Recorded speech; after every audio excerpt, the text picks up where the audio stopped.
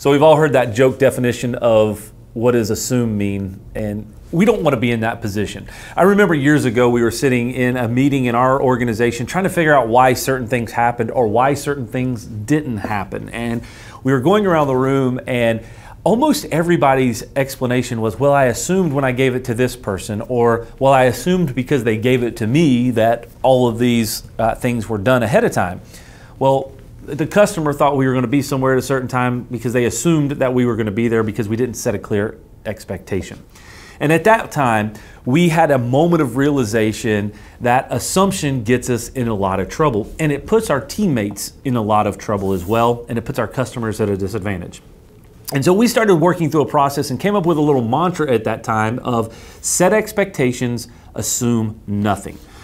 And it was just kind of a process for us as a checklist to, have we set expectations in this? Have we set expectations? Are we making any level of assumptions? When you're going through a troubleshooting process or when you're going through any phases, you can get into this conversation of, well, if we can assume that this is the case. Well, in our process, in our organization, and what we do, when you assume, you really set yourself up for a high level of failure. So we focus on defining expectations, and we do that in a lot of different ways, but we say define those expectations with each other, with your teammates. Don't leave them in the dark.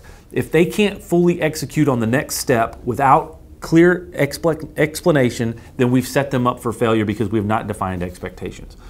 So what are you doing in your day-to-day processes that you're failing to define expectations? You're getting frustrated with your teammates, you're getting frustrated with your employees, you're getting frustrated with your customers because expectations are not being met.